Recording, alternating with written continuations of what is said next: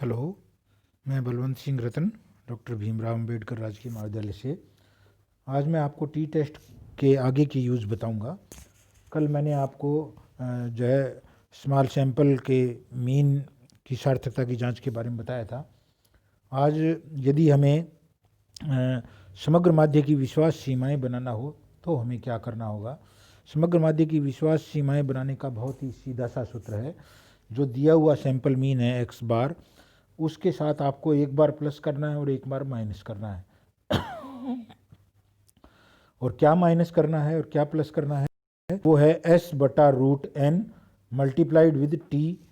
T वो t जो जिस सार्थकता स्तर के लिए अपने को कहा जाए उसके अनुरूप। जैसे 5% सार्थकता स्तर पर हो तो T.05, या 1% सार्थकता स्तर पर हो तो T.01। मैं दोबारा से बोलता हूँ, आपको समग्र माध्य की विश्वास सीमाएं निकालनी है। सैंपल मीन आपको दिया हुआ है। सैंपल मीन में एक बार प्लस करना है, क्या प्लस करना है और क्या माइनस करना है, एस बटा root n multiplied with table value of t. ये जो एस है ये सिग्मा डी एक्स स्क्वायर बटा एन माइनस 1 का अंडर रूट है। अगर किसी सवाल में ना दिया हुआ हो तो आप इसे निकाल सकते हैं। तो इससे आपको समग्र माध्य की विश्वास सीमाएं प्राप्त होगी कि यानी दिए गए सार्थकता स्तर पर समग्र माध्य अधिक से अधिक कितना हो सकता है और कम से कम कितना हो सकता है। यदि किसी प्रश्न में समग्र माध्य दिया गया हो तो जो है आप ये भी बता सकते हैं कि दोनों प्रतिदर्श माध्य और समग्र माध्य में अंतर सार्थक है या नहीं है। यदि समग्र माध्य उस सीमा के अंदर आता है तो हम ये कह सकते हैं कि वो सैंपल जो है वो उस समग्र से चयनित माना जा सकता है। यदि समग्र माध्य उस सीमा के बीच में ना आए तो आप ये कहेंगे कि दोनों में अंतर सार्थक है। तीसरा यूज जो है, कभी कभी हमें दो लघु प्रतिदर्शों के माध्यों के बीच अंतर की सार्थकता की जांच करने के लिए कहा जाता है। एट ए टाइम हमें दो सैंपल मीन दिए हुए होते हैं या दो सैंपल दिए हुए होते हैं। सैंपल मीन अपने को निकालने होते हैं और अपने को सैंपल मीन के बीच अंतर की जांच करके यह बताना होता है कि क्या दोनों सैंपल को किसी एक ही समग्र से चयनित माना जा सकता है या नहीं। इसके लिए सर्वप्रथम आपको एक H0 लेनी पड़ेगी और H0 में हमेशा यह माना जाता नहीं है, अर्थात x बार 2 में अंतर सार्थक नहीं है, अर्थात उनका अंतर शून्य मान सकते हैं, अर्थात दोनों को बराबर मान सकते हैं, अर्थात दोनों प्रतिदर्श किसी एक ही माध्य से समग्र से चयनित माने जा सकते हैं।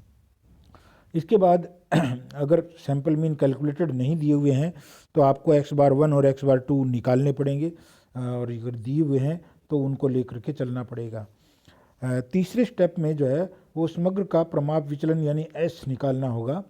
ये समग्र का प्रमाप विचलन दरअसल सैंपल के आधार पर निकाला जाता है, इसलिए हम इसको S के रूप में लिखते हैं और इसका फार्मूला है sigma dx1 square plus sigma dx2 square और बटा में n1 प्लस n2 माइनस 2 का अंडर रूट, पूरे का अंडर रूट।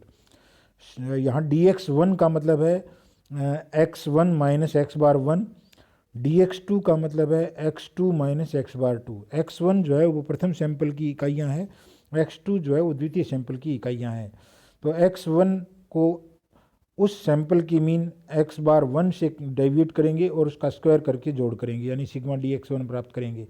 इसी तरह से x2 को x बार 2 से डेविएट करेंगे और उसका स्क्वायर करके उसका योग करेंगे यानी सिग्मा dx2 स्क्वायर प्राप्त करेंगे। जब ये दोनों मिल जाएं तो इनके बटा में n1 यानी पहले सैंपल का साइज प्लस n2 यानी दूसरे सैंपल का साइज माइनस 2 से जो है वो डिवाइड करेंगे इस पूरी वैल्यू को, तो आपको s प्राप्त होगा। जब s आपको प्राप्त हो जाए तो फिर t का फार्मूला है, t जो है वो x bar 1 minus x bar 2 ignoring the sign, दोनों दो खड़ी लाइनें दोनों तरफ आपको लिखी हुई दिख रही होगी।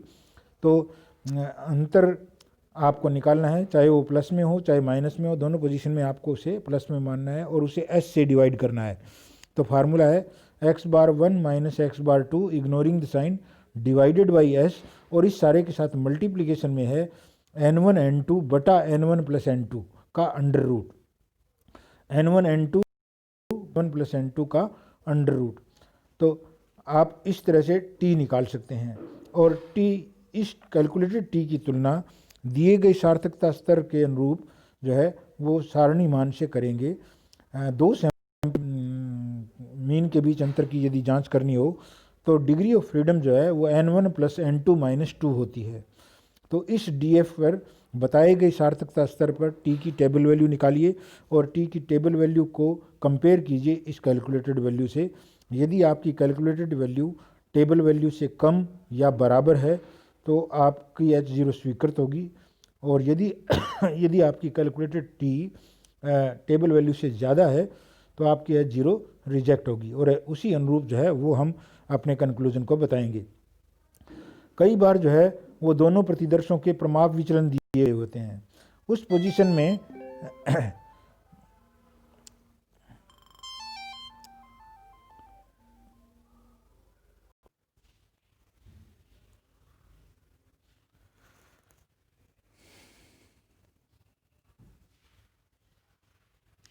हेलो, हाँ, एक बार बीच में टेलीफोन आ गया था इसलिए थोड़ा सा जो है वो डिस्टरबेंस हुई है। यदि किसी प्रश्न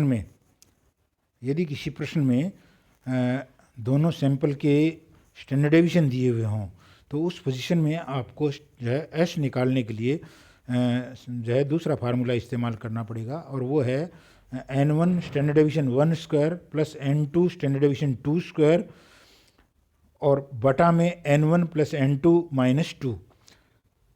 और स्टैट अगर आपने पढ़ी है ढंग से तो n1 स्टैंडर्ड डेविएशन 1 स्क्वायर दरअसल में सिग्मा dx 1 स्क्वायर ही होता है, तो थोड़ा सा मामूली सा इसमें चेंज है।